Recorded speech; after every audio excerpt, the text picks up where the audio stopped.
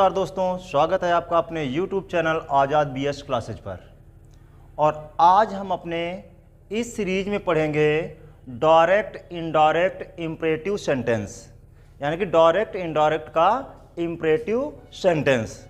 तो imperative sentence हम direct से इनडायरेक्ट कैसे बनाते हैं, उससे हम आज अच्छी तरीके से सीखेंगे। तो पहले समझ लीजिए कि इम्परेटिव सेंटेंस क्या होता है।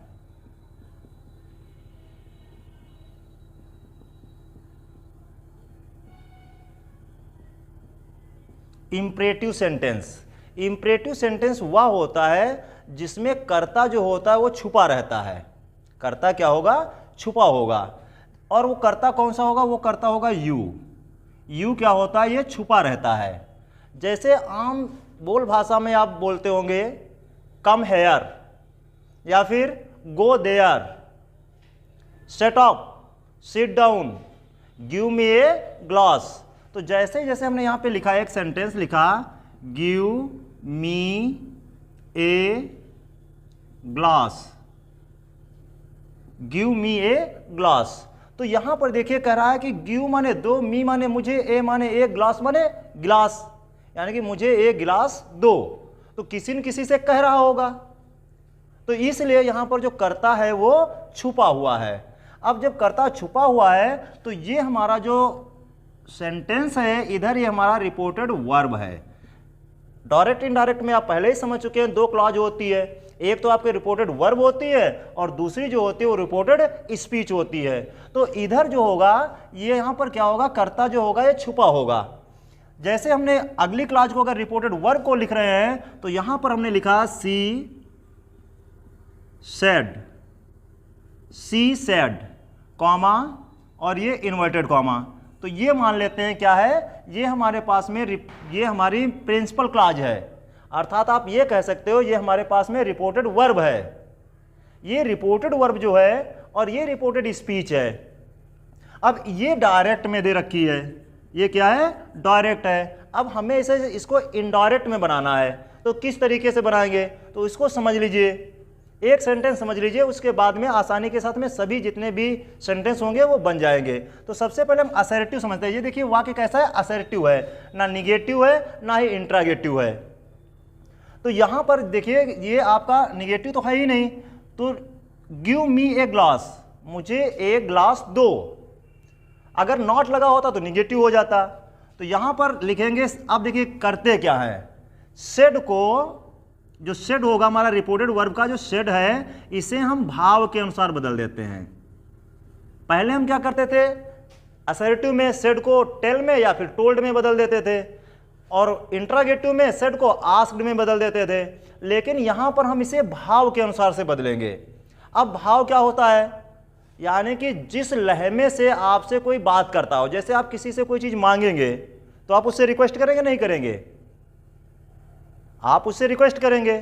या फिर जो कोई बड़ा होता है, छोटे लोगों को ऑर्डर देता है, जो छोटे लोग होते हैं वो बड़े लोगों से रिक्वेस्ट करते हैं। या फिर कभी देखा होगा माता पिता होते हैं, आप लोगों को सलाह भी देते हैं। जैसे डॉक्टर जो होता है वो सलाह देता है, कभी ऑर्डर नहीं देता है। डॉक्टर होता है कभी भी सलाह के अलावा आपको ऑर्डर नहीं करेगा, हमेशा वो आपको सलाह देता है। तो ऐसे ही माँ बाप या गुरु ये सलाह भी आपको दे सकते हैं ऑर्डर के अतिरिक्त। तो ये भाव पे डिपेंड होता है। तो यहां पर देखेंगे इसे हम भाव के अनुसार बदल देंगे। सेड को किस किस में बदल सकते हैं? सबसे पहले हम इसे ऑर्डर्ड में बदल सकते हैं, कमांडेड में बदल सकते हैं, कमांडेड में बदल सकते हैं, और उसके बाद में देखेंगे रिक्वेस्टेड में बदल सकते हैं,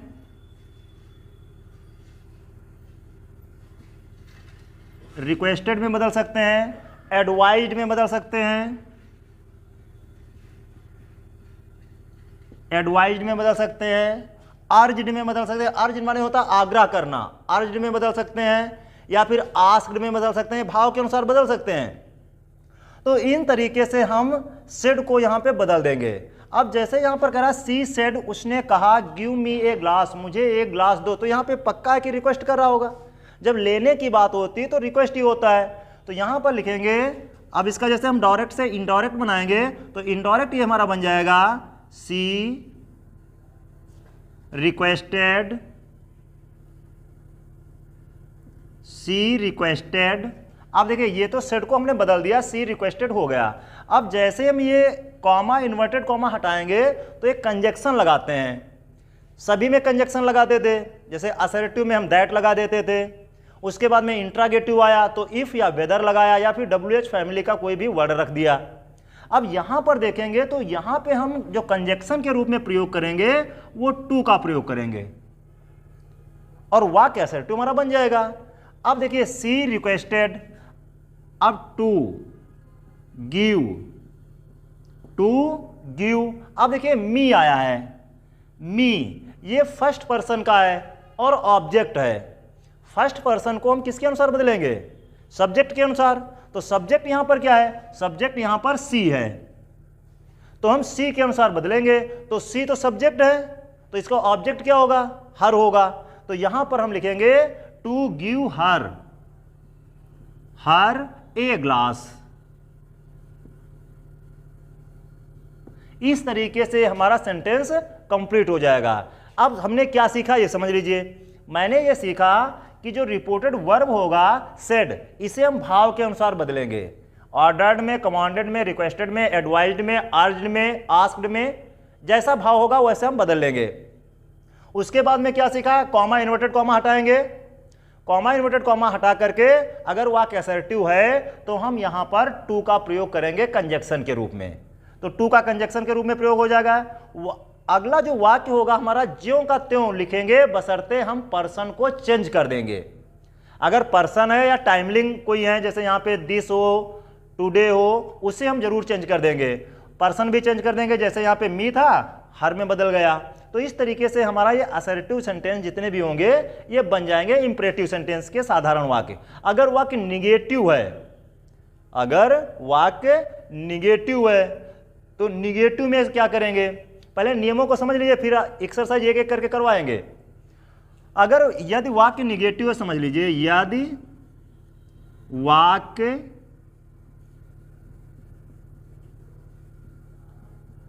वाक्य निगेटिव है,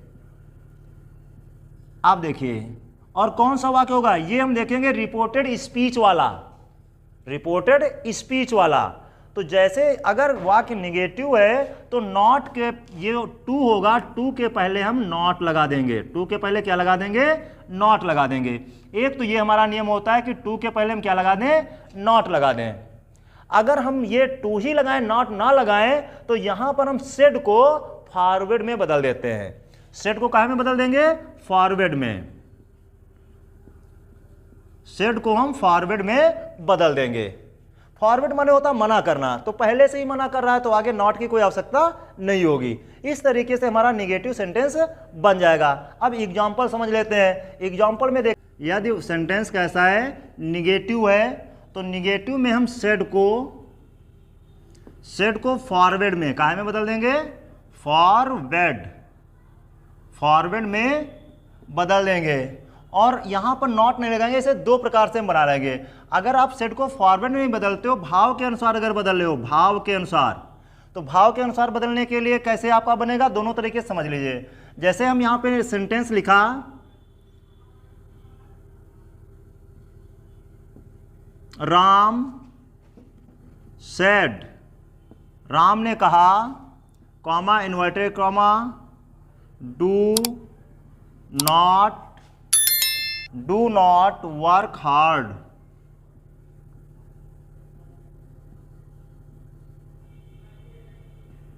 डू नॉट वर्क हार्ड।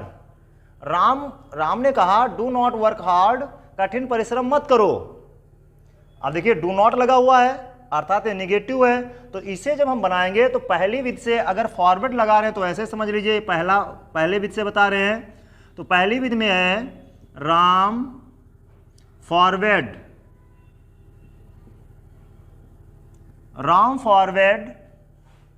अब सेट की जगह फॉरवर्ड आ गया, अभी बताया फॉरवर्ड, और जब फॉरवर्ड आ जाएगा तो टू लग जाएगा।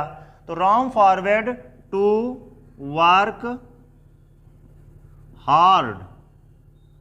वर्क हार्ड, ये आपका इनडायरेक्ट बन जाएगा पहले रूप से, ये आपका इनडायरेक्ट बन जाएगा। अब उसके बाद में देखिए, इसी को हम दूसरे तरीके से बनाते हैं, जब भाव के अनुसार बदलेगा। तो भाव के अनुसार अगर बदलना है तो इसे समझ लीजिए।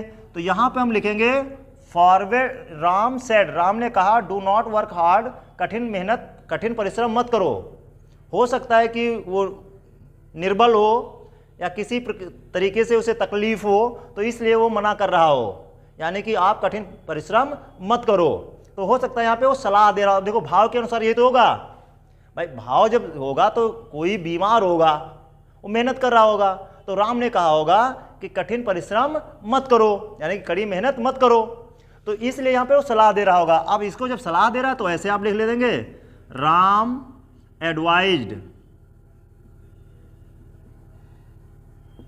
Advised not to work hard.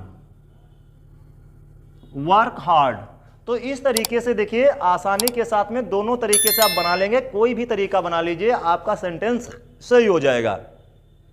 चाहे पहले तरीके से बनाइए, चाहे दूसरी तरीके से बनाइए, तो सेंटेंस इस तरीके से आपके ये बन जाएंगे। अब देखिए एक दो हम इसकी एक्सरसाइज में देखते हैं कि एक दो सेंटेंस बनवा करके पहले नियम और दूसरे नियम को, यानी कि पहले का मतलब जो वाक्य साधारण होंगे और दूसरे में जिनमें निगेटिव होंगे। तो इस तरीके से ये नियम हमारे आराम से इन पे फॉलो हो जाएंगे। अब देखते हैं हम एक्सरसाइज को। तो एक्सरसाइज में जैसे हमने पहला ही सेंटेंस लिखा, और पहला सेंटेंस है teacher said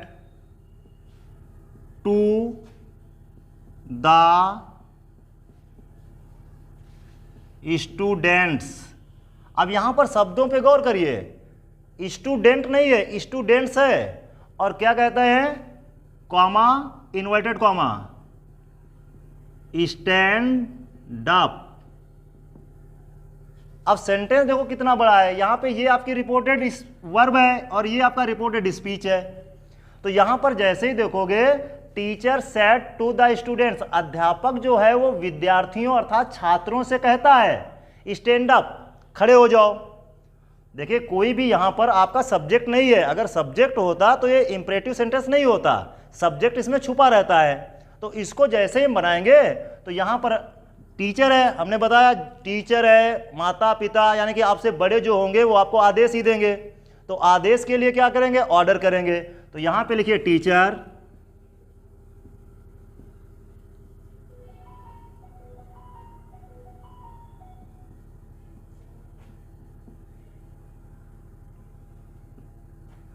ordered the students to.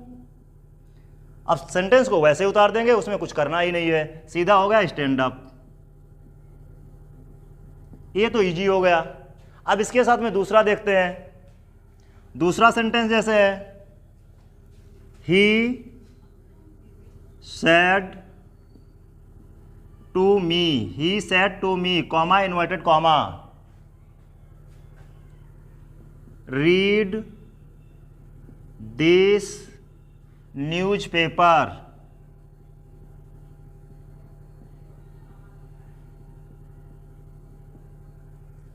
He said to me, उसने मुझसे कहा, रीड दिस न्यूज़पेपर, यह समाचार पत्र पढ़ो।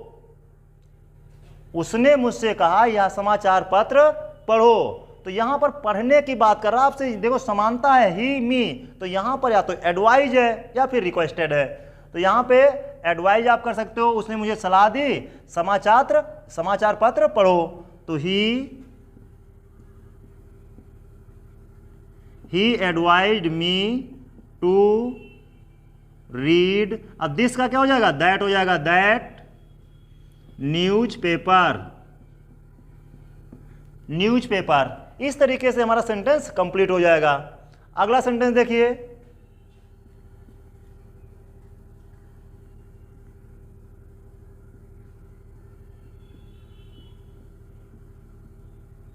Mother said to her baby,